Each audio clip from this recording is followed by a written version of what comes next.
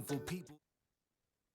All right, everybody. Thank you for coming back to the show. My name is Jared. I am the host of If You Give a Dad podcast, and I am really excited to talk to my guest that I have here tonight. I've been talking to him for a few minutes beforehand, and I can tell this conversation is going to be a lot of fun. So he is a voice actor. He's a writer. He's a singer. He is started a kind of a world, if you could say. It's games and comics, and it's an all-inclusive type of thing called Cycles of War.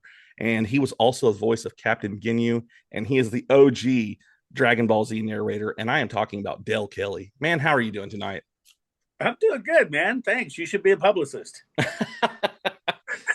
Well, you learn doing this. You got to hype it up. You've got to only one thing, dude. Sell yourself. I don't know about the singing so much. Back when I was in high school, that's how I got out of high school. But I haven't had that voice in a long time. Well, when I was doing my research, it said that you were a singer. I was like, okay, all right. Well, back in the day, that's how I got out of high school. Actually, yeah, I was. Believe it or not, I was actually a tenor back then. Oh. And I sang in junior high and high school and choir and stuff and had a ball. I loved it. Yeah. And but I was also parents, take your kids away for a second, because I'm going to say something you're not going to like. I might have done an hour's worth of homework in my entire school existence. Okay. Yeah. I was one of those kids that was blessed that could read the textbook the night before, go in and get A's on the test, not bother to turn in the homework, and be perfectly happy getting B pluses, because I knew I was smarter than most of my teachers. I was way too smart for my own good. And it proved it over the years. But that's why I said, parents, please take your two kids away, because you don't want to listen to that as far as the homework goes, things with me. Yeah. But God, and see, now I'm lost. I told you it's tax day. I'm getting ready for my own show in an hour. What were we talking about? You being a singer. Oh, being a singer. That's right. Yeah. I never was. So anyway, my government teacher was going to give me an incomplete, and I wasn't going to graduate because I didn't turn in a government notebook, right? Mm-hmm. Well, lucky for me, the principal's wife was the choir director. Oh, nice. So I went to her. Yes, I went to her and said, look, you had me doing all this a cappella stuff and all these competitions and shit this year. I never got a chance to do my notebook, and now Mrs. Boone isn't going to graduate me. So I didn't know what had happened. My parents did either. I told them, I said, yeah, I might have to go to summer school because I didn't do that. My dad was pretty upset, right?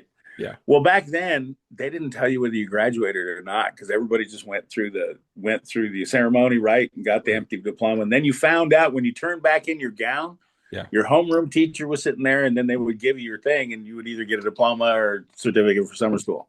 Right. So I get my diploma and my report card, and it's like 2 B's and a D minus. Oh, wow.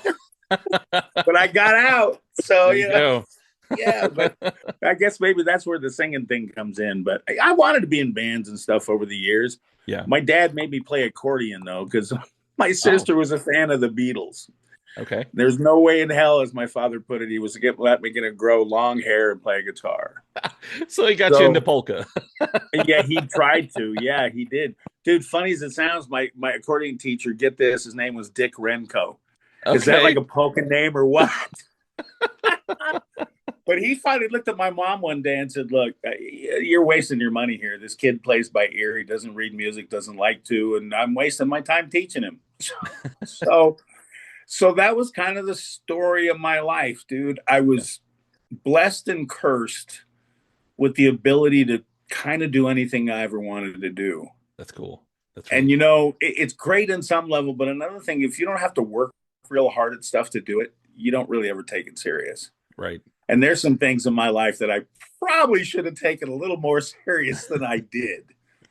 But, you know, at the end of the day, you're a sum of your, you know, as they say, you're a sum of your experiences. And, you know, I wouldn't be where I am now, as they say, if I hadn't gone through all that other stuff beforehand. So, right. You know, how do you have regrets?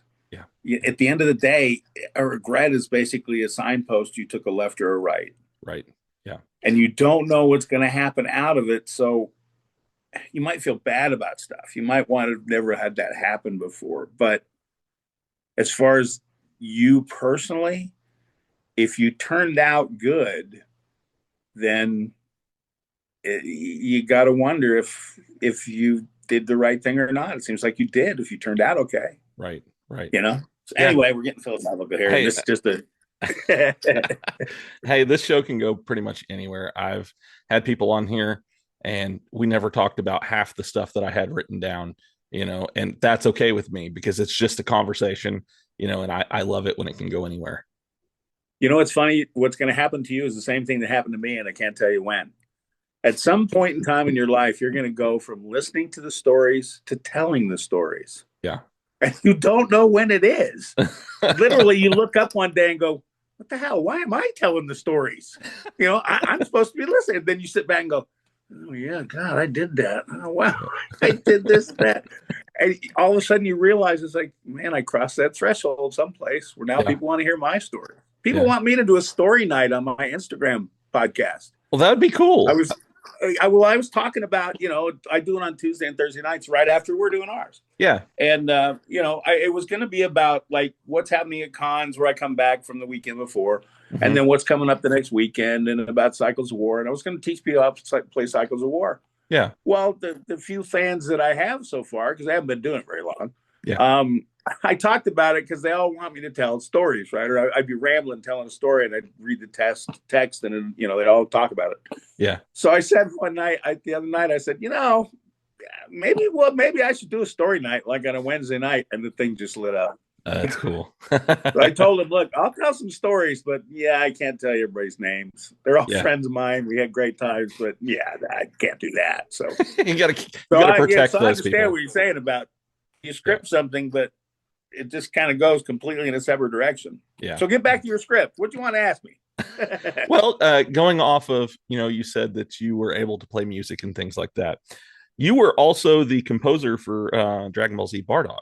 And so that kind of helped, I guess, in a way to get you further into music. I was already in music, dude. I'd been in the Yeah. business 15 years before I went to work at Funimation. I Yeah. owned a recording studio in Dallas at the time. Right My there, then. mom read my mom read the back of the Dallas Observer one day. She was visiting me at the Uh-huh. studio, Uh-huh. and she saw an ad said cartoon show looking for voice actors.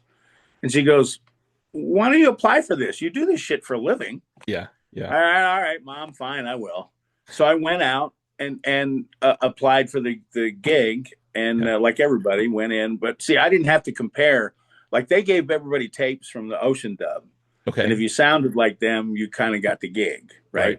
Right. But Ginyu hadn't been done really. I'm kind of like the OG Ginyu, so I Yeah. got to do him the way I wanted. Right. But as I was walking out the door, Barry Watson looked at me and says, "Hey man, did you ever used to do any of those drag racing commercials when you were in radio?" I said, "Oh, you mean those Sunday, Sunday, Sunday? You mean those?" Yeah, all the time. So they handed me like a paragraph of just description of the show, had me go back in the booth. I read it. I came out as a narrator. Wow. So I had been in the business for a long time. I'd produced records. I owned a nightclub down in D Bellum with a friend of mine from the Hard Rock called the R&R Revolution. Okay. I'd run KZEW radio down there and was a midday guy there. That's how I first ended up down there, is Okay. running the station. Then I left, and then I came back and did all this other stuff. So while I was at Dragon Ball, I went up to Gen and Daniel one day, and I just said, "Hey man, the internet says your music sucks," and because it was all keyboard based. Yeah. And Yeah. at the time, I had been fascinated by Batman Beyond Hmm. because it was, if you think about it, it's the first rock based Yeah. guitar or cartoon of that type that was out at that time, right? Right. So I looked at him. I said, "Look, man, I started rattling off all these bands that I knew because, dude, I did morning shows, I did afternoons. That Yeah. was my job, was to meet all these people and stuff. So I started saying, well, I get the Scorpions, I could talk to Metallica, I could talk to Journey and Van Halen, and I can make your movies kind of like the movie Heavy Metal." That'd be cool. Well, they jumped at the chance, man. Yeah. They gave me a contract for them. Yeah. And I was supposed to do, originally I was supposed to do all of them, Okay. and then some issues came up that kind of threw a wrench in the whole thing. Hmm. I ended up doing the Trunks and Bardock movies, Hmm. and you know why? I'm going to tell you why I like the Bardock movie in a minute, and it all has to do with this stuff. Okay. And then that was because of those movies is how I ended up losing my gig at Dragon Ball. That's how I left as a narrator. Wow. I ended the Cell Saga and went to the Christmas party, Dead Man Walking. And I'm suppose they don't like me telling this story all that much. You know, I mean, everybody else is everybody is so nice. Yeah. Linda and Stephanie and Vic and everybody. Yeah. But you know, evidently there are some people that still think that this is a thing. And I mean, it's 25 years ago since I Right. left. But at the end of the day, I did the two movies. We parted ways. Funny thing is, I got what I wanted out of it because I own those soundtracks, Oh, wow. and I Okay. got so I ended up with a distribution deal for my own label through Universal for 7 years. So, Wow. so I put out a series called Along the Blues Highway, which I was going to put out as I used to when I left there. I built a mobile recording truck, closed my studio in Dallas, and toured the country recording live blues festivals, and put out a series called Along the Blues Highway. That's So, amazing. see, I tell people I've spent 40 some odd years in entertainment because I Yeah. have. I got in, I started in radio as a part timer. I was a Porsche parts and service manager and line mechanic and Volkswagen mechanic and shit, warehousing, all kinds of stuff that kids do. Yeah. And then I befriended the guy at the local rock station. One thing led to another. I ended up doing part time. And then I got an offer at KZAP in Sacramento to do full time. 10 to 2 overnight, or no, yeah, it was a 10 to, yeah, it was 10 to 2. Hmm. And I had a job in Santa Rosa in San Francisco making 45,000 a year, I think is what it was, as a parts manager or assistant manager. I was going to be manager, but assistant manager at the time. I gave that up for $1,000 a month in radio Oh, wow. because I knew I had to give it 2 years. I Yeah. had to give it a shot, and Yeah. shit, I never looked back. Yeah. And I was broke several times. I had money several times. I mean, it was a real roller coaster, but I wouldn't change it for anything. That's why I said earlier about regrets. And, I mean, there are situations that if I would have done differently, yeah, Yeah. but I wouldn't have come out the way I did otherwise. Right. Right. So that's why when I went to them, I had some cred, right? Yeah. So, so I could have done all those movies, and they tried to after I left, they tried to do what I wanted to do and go around me. I guess the Broly, I never paid attention because like I said, that gig was in the rearview mirror. I was doing other stuff. Right. So when I found out about the Broly movie and the other stuff they tried to do, I kind of laughed because it's like the bands that they got, I knew why they got them. Yeah. And the problem with what they did, okay, and this is just my personal opinion, okay, Okay. you guys decide this, not me. This is the way I feel about it. I looked at this as a passion project, something that was on a bucket list for me because I was a music producer and stuff. And God, you ever get a chance to score a feature film? Shit, how many people get to do that? Right. And I Yeah. knew I could do it. Dude, I did both of those in the back of a 32-foot Allegro Bay motorhome with my friend Mark. It was set up with my studio. That's and impressive. I literally Yeah. sat in front of a Mac 8500 computer Yeah. with a little JVC BVU 600 mini video deck, Yeah. 3 keyboards and Mark and his guitar, and a Digio 1 Pro Tool system hooked up to slave it all together, and wrote those and laid those soundtracks and did them. I still got the computer in the garage. If it ever fired up, those soundtracks are still sitting on it in their original form. That's But awesome. the reason you guys like the Bardock one so much is because of how I got in trouble on the Trunks movie. I did the Trunks movie first. Hmm. And Funimation had their issues, right, getting their feet under them and stuff. It's why they had to change the dubs and other things. And if you guys know that history, fine. I don't need to repeat it. Yeah. But the bottom line is that they were very skittish about paying anybody anything as far as royalties and contracts and stuff. Yeah. And they didn't want to pay Bootsy and Slaughter and Dream Theater royalties. They wanted to be work for hire. Yeah. Well, those guys can't do work for hire. No. They can't. They're signed, they don't Right. even own their own publishing. Warner Chaplin, these other guys own them, right? Yeah. Yeah. So I did the first movie. We got in that big fight. So I called my buddy at the label and I said, look, man, I'm in deep trouble. I only got this little bit of royalty. I'm trying to get some bands for this Bardock movie.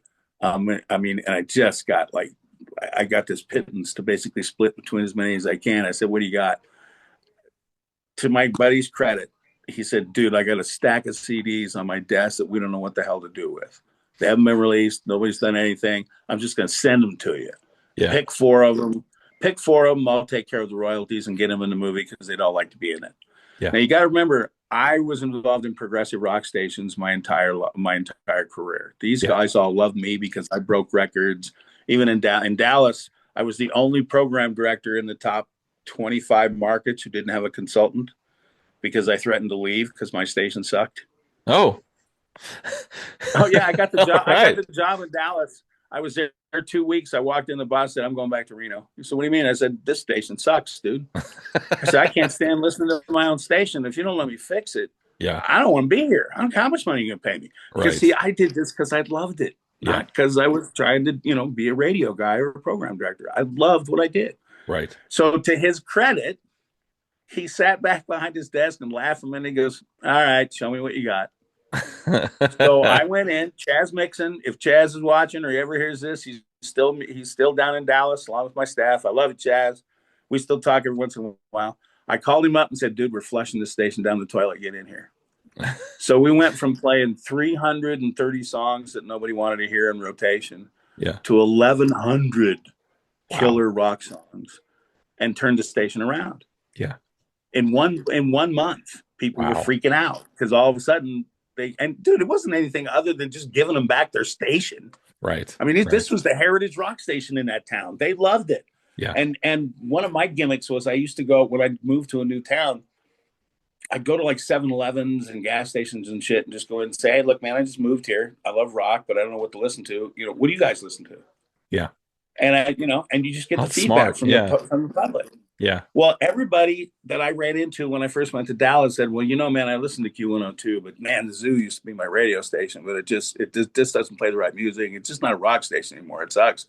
Yeah. So I went into my boss and said, "Man, you guys just screwed this place up. Give this thing back to these people, and they'll come back." And Yeah. that's what we did. We knocked those guys down. Well, in those size markets, you're rated every month. Like in Okay. smaller markets, it's either like every 3 months or quarterly or something. But in Right. Dallas, it's every month. Man, Yeah. we knocked those guys out. We knocked Q102 was the number one station back then as far as rock goes. We knocked them off their pillar in 1 month. Wow. Yeah. And if I would have had a decent morning show, we would have crushed them. Yeah. Because my morning show was number one every place I was ever at. And the only regret I have about that friggin' radio station in Dallas, I had a killer crew I could have brought in. I love the guys I worked with. Yeah. But as far as mornings and one other shift, if I could replace those two shifts, I'd still be at that station to this day. Yeah. Yeah. Except the owners sold it. It's like a lot of things. You're at the mercy of whoever owns the toy gets to Right. do whatever they want with the toy. Right. You just get to play with it. Well, So- iHeart kind of came in and took over just about everything, I guess. Oh, When dude, it comes to a lot of them. when I started in radio, you could own 13 stations. Oh, That was it. You wow. couldn't own. This is in what, 1981, 82. So I mean, Uh-huh. it's a while ago, but shit, it's not like Stone Age shit. Yeah. But Reagan did it all. Reagan was the first one, and then Clinton, God bless him, boy, he just decided, you know what? Let's just put a stake in the heart of every single program director in the country. And they just kept expanding, which is now Yeah. why it is the way it is. I think does AM/FM even exist still? Yeah. Yeah, it does. I think they've got 1,200 or something. I mean, it's ridiculous how many Yeah. channels these guys own now. Yeah. Yeah. I think it was Clear Channel, AM/FM. I mean, iHeart is a division of one of those guys, I think. Right. I think it's a Clear Channel or The Westwood One used to be out there. Yeah, I knew the guy yeah. who started XFM, which became, what Sirius bought out. Yeah. Yeah. I do remember that because they were Sirius and XFM were like competitors with each other, and then they merged. Yeah. Yeah. A friend of mine, Dave Logan from KFOG in San Francisco, one of the stations that I would have loved to have worked at if I ever got the chance. Yeah. He ended up, if I remember right, he was one of the guys that started XFM. I will say that there was a channel that I used to listen to all the time here, and then the morning show went away, and then they started having a widely distributed morning show that but it wasn't from here, and while there were good things about the show, I missed that radio show that I listened to every morning that dealt directly with where I'm at. Yeah, it cost them too much money to have that morning show. Yeah. They tried to bring it back, but it didn't work because they only had one of the original guys of the three. So, well, that's happened all over the place. I mean, we used to kick Howard Stern's ass because he was in syndication and we were local. Yeah. I mean, you couldn't do the stuff we did, dude. Like you couldn't play hide and seek like we did. I came up with, like I told you, I hated being in the studio. So one day I'm the program director, and my morning partner is the GM. This is a lethal combination when it comes to just getting to do shit. Yeah. So one day I came in and I told him, I said, dude, I'm bored. I'm tired of being in the station. So, all right, I come up with something. I said, why don't we play hide and seek? I said, what do you mean? I said, well, I said, let me tell you this. So what we did, we would go out in the market. This is after cell phones just came out, right? And you had the big suitcase cell phones, right? Yep. Those big Yep. brick ones, Mm-hmm. right? Well, the speaker on those things is amazing. You can hear it from 30 feet away, right? So Mm-hmm. it's like using a Marty. If people know back in radio days, when we used to go do live remotes, we used to have to use what was called a Marty unit, which is basically a miniature radio station that broadcasts to a repeater someplace that then sends it to your station. Right. So it's like a mini, just a mini broadcast unit. Well, when cell phones came in, it's like, shit, get rid of that thing. We're using Yeah. this. Yeah. So we got one of those cell phones for the morning show. So I convinced Daniel to here's what we were going to do. We're going to go out in the marketplace. We're going to get in the car and we're just going to drive around the car. And when we stop and do a break, if people come up and catch us doing the break someplace while we're on the air, and we won't drive away when we're on the break, they catch us and say, Ollie, Ollie, Oxenfree, I'm a defector. They win $500. Okay. So Daniel bites on it. We go out, and in 2 days we get caught, and Laura gets pissed. The owner of the station gets pissed because we got caught so quick. So I said, Yeah. all right. We got to take this serious now. So, Yeah. okay. So she gave us some more money. So then we got $1,000. Oh, and the funniest part about this whole thing was not what happened to us, it's what happened afterward. So it got to the point where we couldn't even go to the radio station. We had to pre-record our breaks before we started, so people thought we were there. At one morning, we sent people out in our coats and jackets and in my car. So as soon as they took off, like 6 pairs of headlights popped on, and all these cars started driving down the street after them. And it was our news guy, so they came in to do a break and told them how we're still back at the station and we faked it. At one point, we're driving through Washoe Valley, which is like a rural area up around between Reno and Carson. Yeah. And there's like 4 people following us. And Daniel's looking at me, my partner, he's going, we can't give this money away. Laura's going to kill us. We can't. Well, luckily we're in a Dodge Ram, a 4-wheel drive. So I just turned right and went straight up the side of a mountain to avoid everybody. So this goes on for 3 weeks.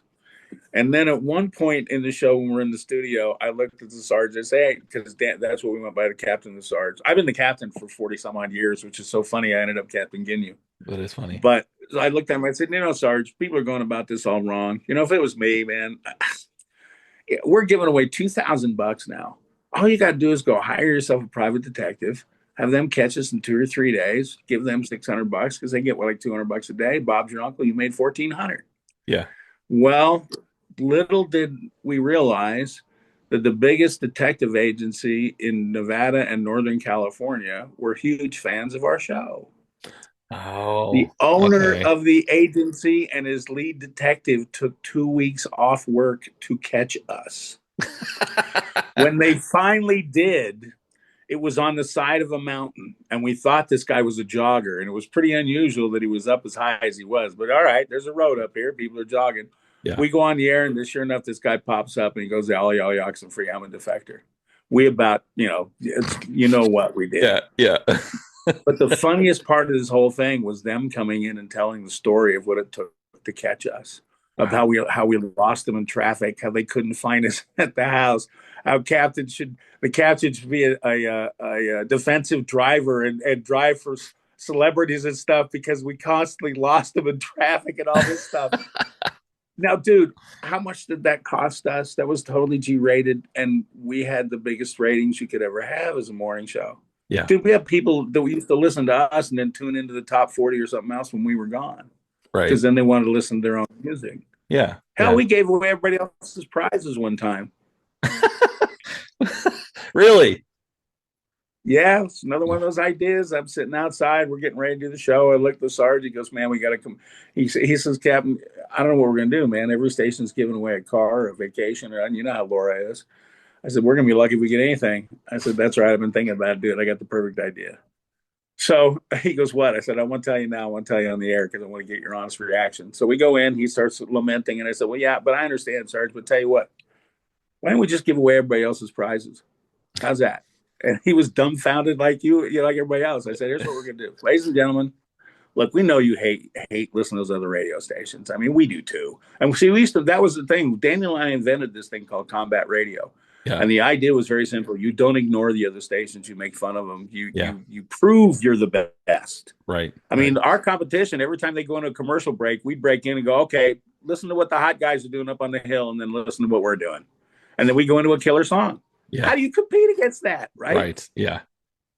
So anyway, which this was we just finished the one story. Which one's this? Oh, I gave away everybody else's prizes. Yep. So I said, ladies and gentlemen, we know you hate listening to other stations, but God, who's going to give up a car or a trip to hear that? But we got a solution for you. Tell you what we're going to do. We're going to hire 5 interns and we're going to torture their lives by making them listen to every other radio station during the daylight hours. So from 9 to 5, we'll have 5 interns monitoring those other stations. And when they announce they need a caller for their prize, we'll break in and tell you to call. Oh, wow. 2 of our listeners won their prizes because they didn't have tape delay. Yeah. When the guy asked the infamous, what's your favorite radio station? Uh-huh. Well, actually, I heard about this on 96 Rock. That's genius. That's the kind of radio I loved. Yeah. Yeah. Man, I wish it was still like that when it came to radio. It's they won't pay us anymore, dude. No. Simple as that. They won't pay you to do that anymore. Right. Famously, one of the guys that actually works at Sirius, or used to, I think, told me, not the only guy who did, look, if we could hire chimps to play records, we would. Wow. Because that's what we think. Wow. But back when I started, it was a 60-minute hour. You listen to music, but you do, just like you said about your morning show, you listen to your favorite show. Exactly. Because those guys were funny. They were part of your group. Yep. Part of your family. They wanted to be. Shit, that's one of the reasons I did it. That's why I still do this stuff. Yeah. If Cycles of War blew up like magic or something like that, God willing, I'm still going to go out and do the cons because that's the part I like. Heck yeah. Writing the books and stuff is fun, but I got to admit, dude, on some level, it's homework. Well, I mean, remember what I said about homework? Oh, yeah. So I do want to talk about Cycles of War, because it is a whole world that you have created. It's an IP. You've got, in the terms of today, it's an entire IP. Yeah. But I've been working on this thing almost 40 years. God, I hate every time I say that, but it's true. How did you start this? It was a very simple idea. It was an idea for a science fiction series that I wanted to write.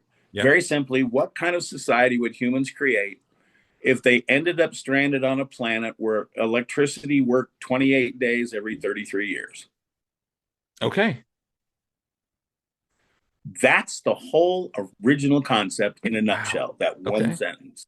Okay. And it all mushroomed out of that. Over the years, I would work on it. I'd write stories. I mean, when I tell people like on my thing that I've got all 9 books written already that I'm working on. Right. Yeah, I did, because I wrote a 130,000 word novel trying to publish it 20 years ago. Yeah. And realized after looking at it that I wrote a Reader's Digest version of what I should have actually written. Yeah. Because I skipped over, like the one I'm working on right now. I skipped completely over them leaving the Milky Way and ending up in the new galaxy. Like nothing happened. Well, it takes thousands of jumps and shit. And I started thinking about it. It's like, you just got to really take this serious. And it wasn't until, see, that's the thing. I've written a lot for myself.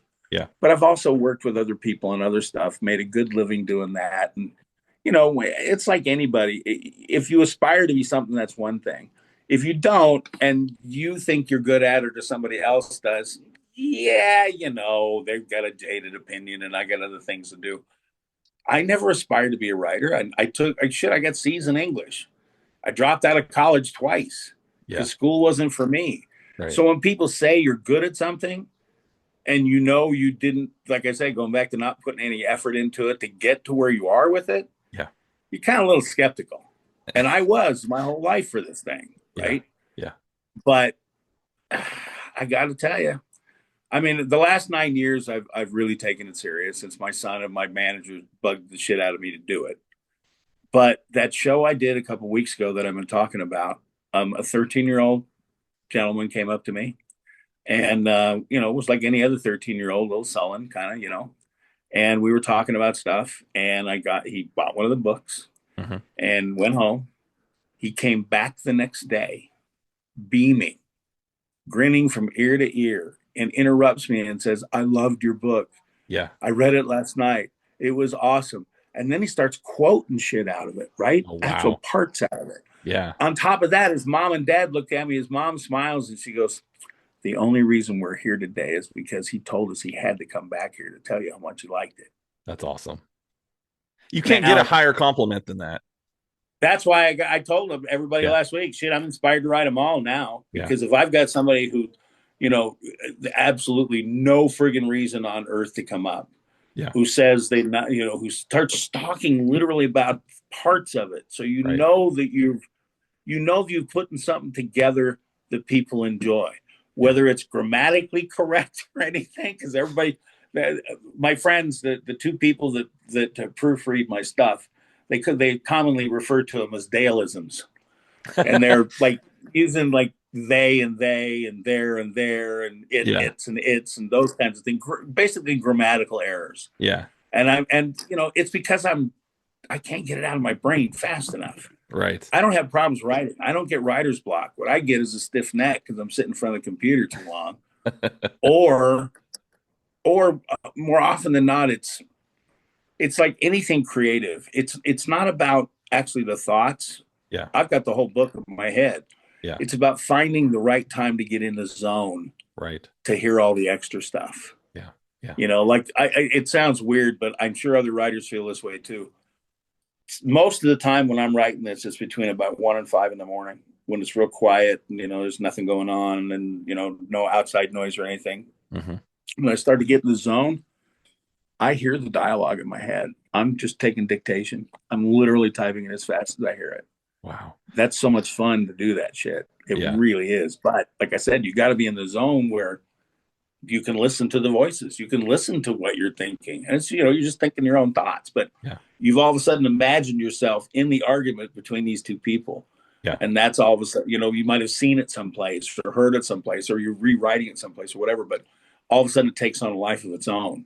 And you just start laughing because, it's like, oh yeah, oh yeah, oh yeah. But another thing too, I couldn't write without computers. I couldn't do it on a typewriter because I got to jump back and forth. Yeah. I'll be working on something and go, oh shit, I got to fix this. And then go back and have to fix something because I did something over here. Yeah. But it's a great way to retire, man. I got to admit, I'm having more fun than, like I said, more fun than humans should be allowed to have. I mean, I get the game too. Right. The game's going into production actually. Yeah. It will be because of Trump and his never-ending changing mind. I had to put the production on hold because, like everybody, Yeah. all the stuff gets made in China for no other reason. We can't make it here.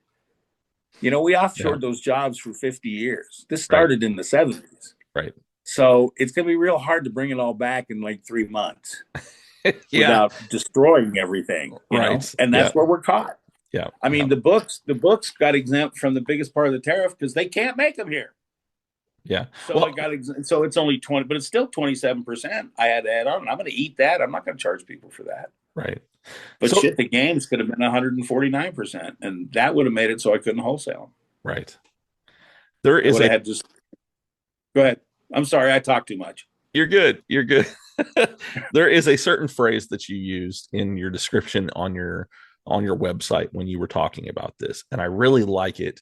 And it's something that I like to use to describe what I want to do when it comes to audio series and things like that.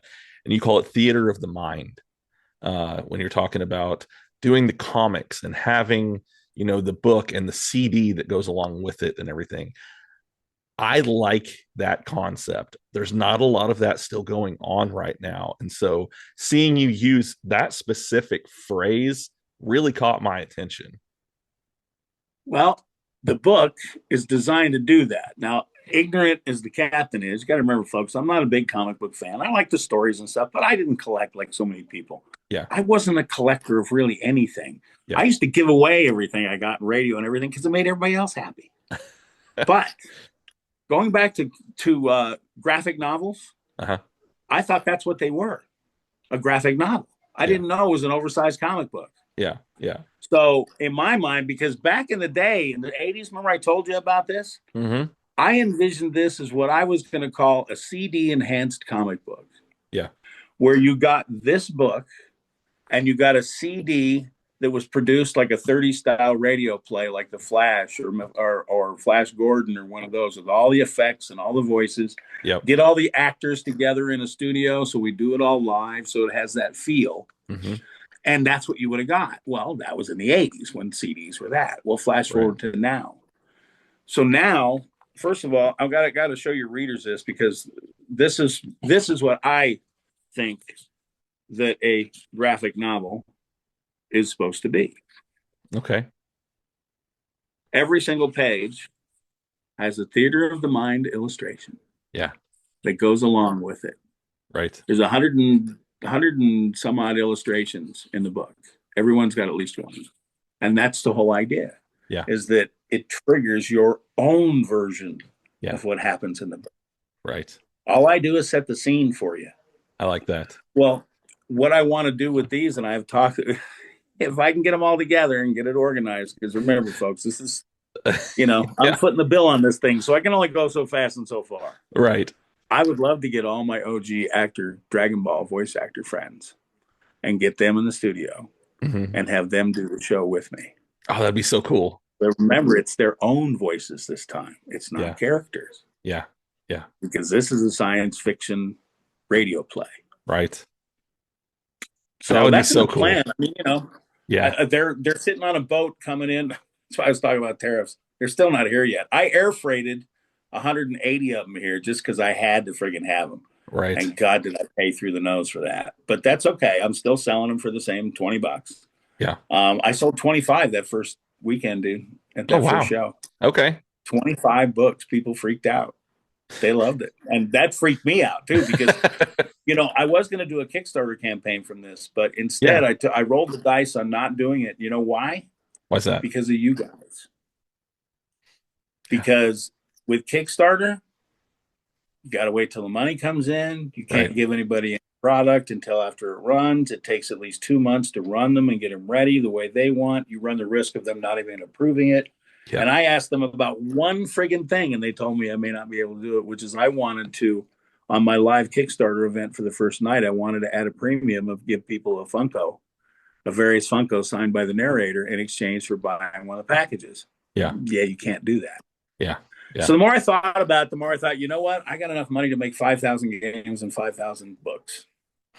So to hell with it. I'm pulling the trigger. I'm doing it myself. Yeah. I put them up on the Cycles of War website. The store's open now. We're taking pre-orders. That just happened last night. You're going to be able to buy the same packages. This is the only game and only IP, as far as I know, that every single person that buys a game can actually be in the IP. Oh, that's cool.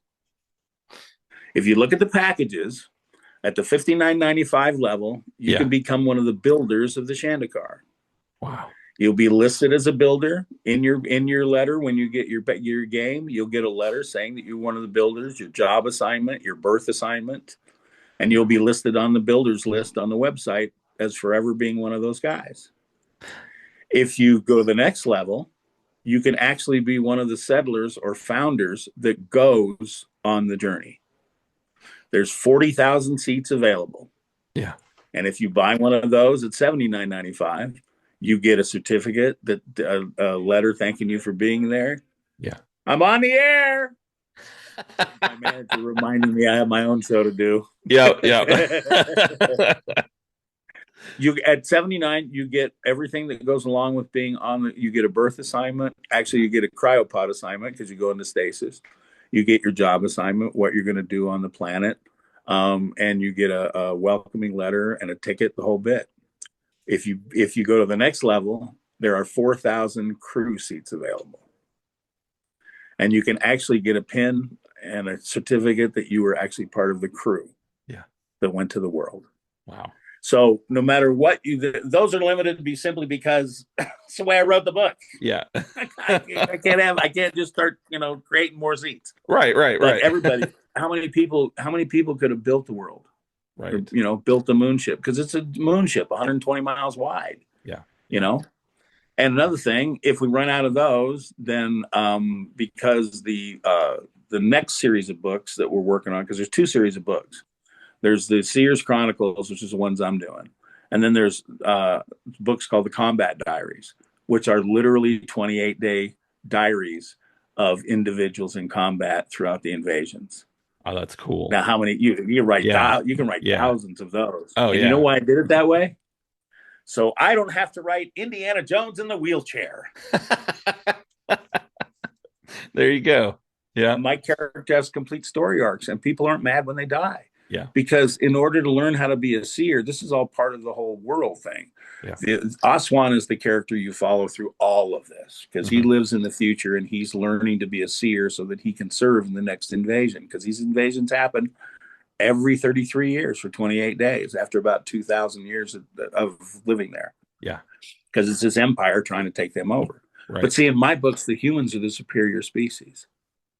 Okay. So they constantly have to make this moral question of, do we unload on these people and just mess them up? Yeah. Or do we take the high road and figure out how to not to? Yeah. Yeah. Because in the second one, actually in the third one that I'm writing right now, you know what an antlion is? No. The little bug that digs a hole in the sand, and then when ants come by and fall in, it throws sand on top of them, so eventually they slide down. Yeah, yeah, yeah. Okay, I know Out what you're here, talking about. out west here, we used to call them ant lions when I was a kid. Okay. Well, the third book is kind of like an antlion story. It Okay. really is. It's so much. Oh God, these are so much fun to write when I get inspired.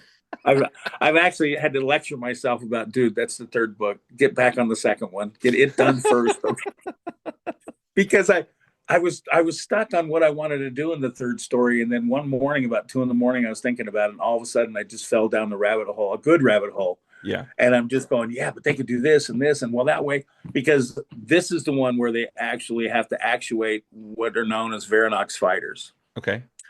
These are like the end all be all of destruction. Yeah. Okay. Yeah. And they constantly, when they break these things out, they can't really use them unless they absolutely have to, because they know that nobody can stand against them. Right. So they're constantly trying to figure stuff out. That's why the second book's called A Matter of Perspective. Yeah. Because it's actually hopefully what people get out of that story is that if you don't understand and this is for multiple sides, not just one side, if you don't understand each side's perspective, Mm-hmm. how they view this, you can't fix it. Yeah. Yeah. Okay. You can't. Right. It will be a consistent cycle of somebody getting over on somebody else, no matter what it is. Yep. And that's what this is. That's what the humans, because one of the reasons, see, like I said, these are lessons. These are the Seers Chronicles. These are lessons the Seers have to learn. So they have to wear these crystals, and they're effectively reliving this stuff. Yeah. And so in the beginning of the book, the current caretaker of these particular crystals talks about how humans, have been on this planet for 8,000 years, but we were 12,000 years advanced before we left. And we have this, this level of society. Yeah. We have to constantly remind ourselves, given the fact that we live with no electricity in kind of a 19th century society, mm-hmm. of who and what we are and what we're capable of. Yeah. And that's what that is. So it's, because, let's face it, if you've lived on Shandakar for 8,000 years and you only use technology for 28 days every 33 years, or go up to the ship because it's still in orbit. Right.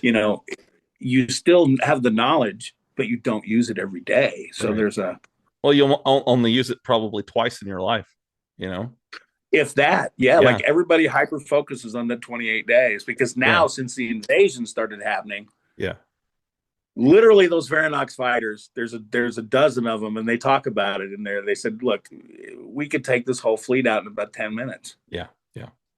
But then what happens? Right. Then they got to leave. Yeah. they got to pack up and leave because you don't think they're going to stop coming. This is an empire. These guys are dedicated. They think they're benevolent conquerors. Yeah. So they never will quit. And that's the decision they have to make. It's like, do we pack up and go? Because it took us forever to find this place. And now we got to go find another one. Because we find out that worlds like ours are very scarce in that galaxy. Right. Because books 4, 5, and 6 are about trying to find the damn Shandikar planet and all the crap they have to go through to get there.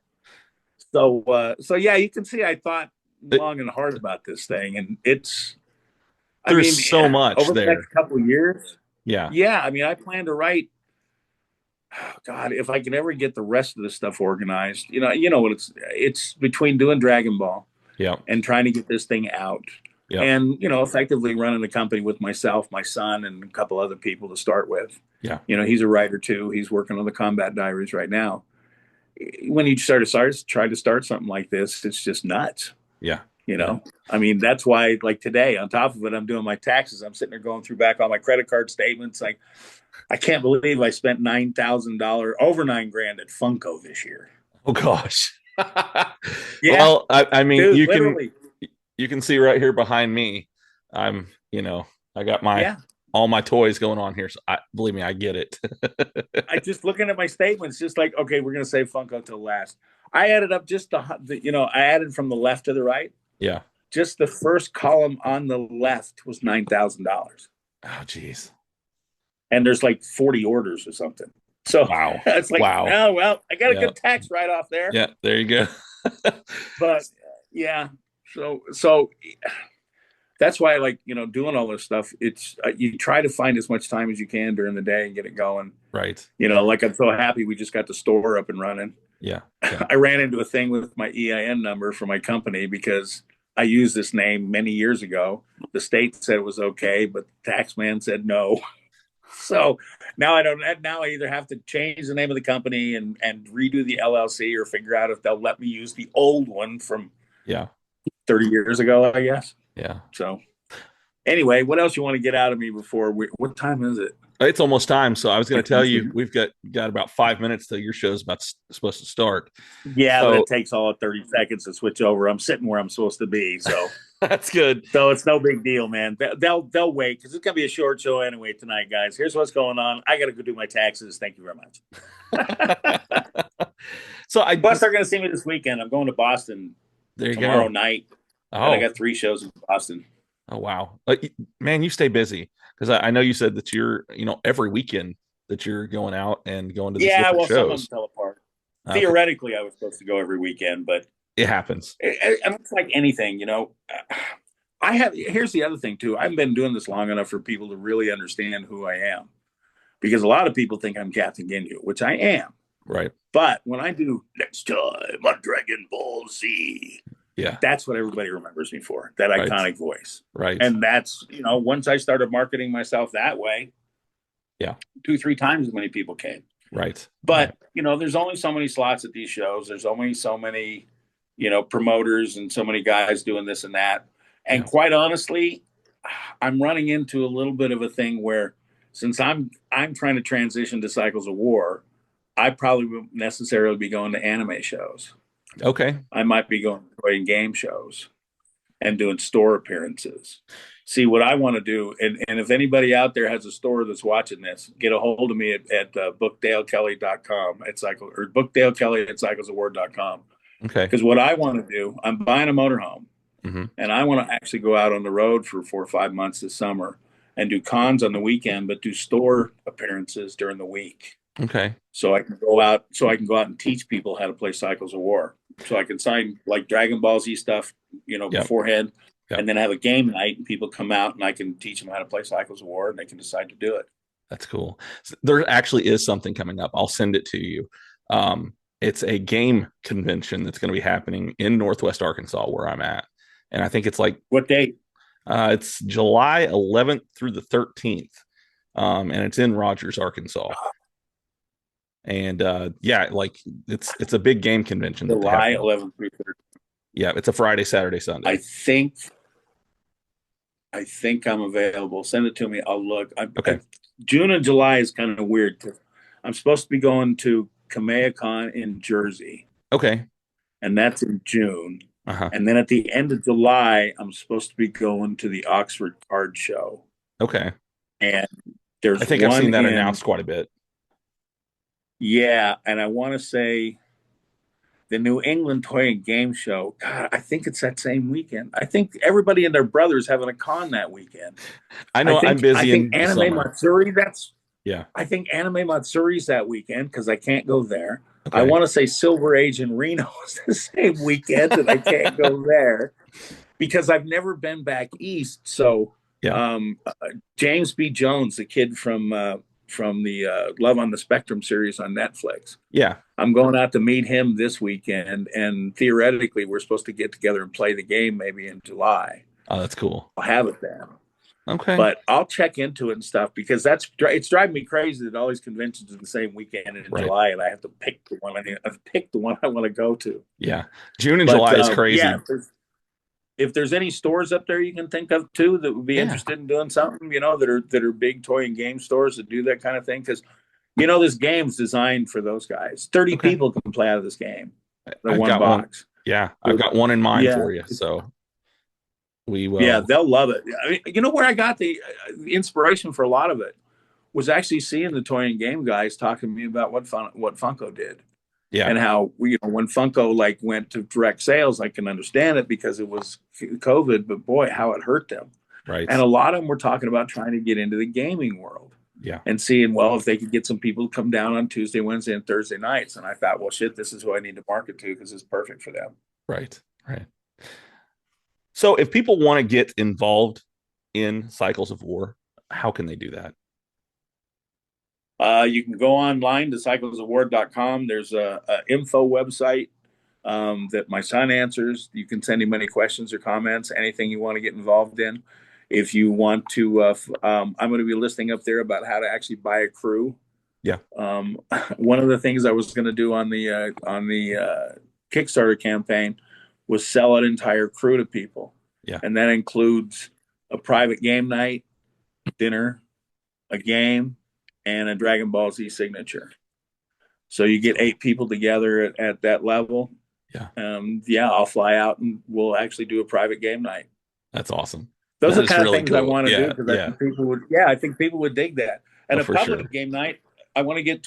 This is the thing for stores too. Stores do guarantees with us all the time, right? Right. And I hate getting guarantees, but the whole idea of a guarantee with a store is, since you're the only guy there, you kind of want them to have some skin in the game so they'll market. But the last thing you want to do is collect the guarantee because that means Yeah. it just sucked. Right. So I've been batting this around, and it's another thing I couldn't do on the Kickstarter campaigns. I couldn't work with stores like that. Yeah. So I want to do what I do. I'm calling it a game night package, where Okay. if the store can sell, there again, if the store sells 20 units at $100, they sell the game, they get the $100 package. So they get the founders level package, and they get 20 of them together. I'll fly out and I'll do a game night at the store. That'd be cool. Man, Yeah, I'm gonna you have a got limited number of them available because, see, that's the thing. If I book this tour, right, yeah. and Yeah. go out with a motorhome like I'm talking, Right. I can literally just route myself and do all these. There you go. We can have a hell of a lot of fun Oh because at the end yeah. of the day, that's what I'm doing. I'm doing Yeah. this for fun, man. For I mean, sure. I can For sit home sure. and collect money, and that's boring. I mean, it is in a way. Yeah, Yeah. you Yeah. gotta, dude. I was retired. I was sitting around doing nothing, and in Yeah. Nevada, that's real fun to do. Well, Sitting around yeah. watching TV, taking Yeah. advantage of being in Nevada. Yeah. And now I'm working again. I love it. But yeah, there's one thing, the last thing I'll tell you, there's one thing about retiring that you're going to understand when you do it. And it only happens to people when you retire, not when you change jobs, not when you take vacation, not anything like that. When you retire, one day, could be a week, could be a month, could be 2 months. You wake up one morning and you look around, you go, holy shit, I don't have to do anything today. And all of a sudden, you're 16 again. And Yeah. it's summertime. Yeah. And a day is an entire day. Yeah. Yeah. The whole day is yours. Life slows down.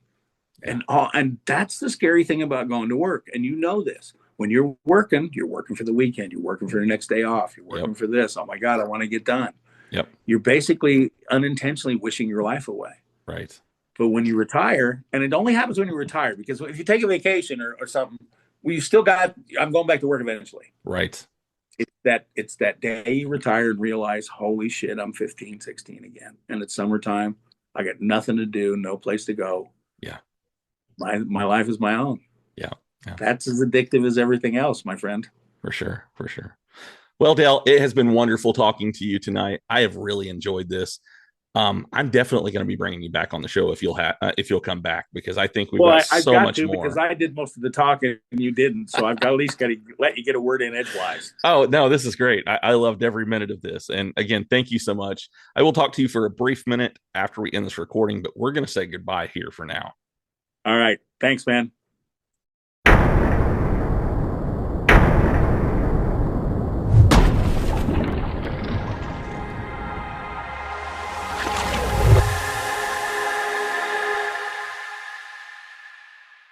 If You Give a Dad a Podcast.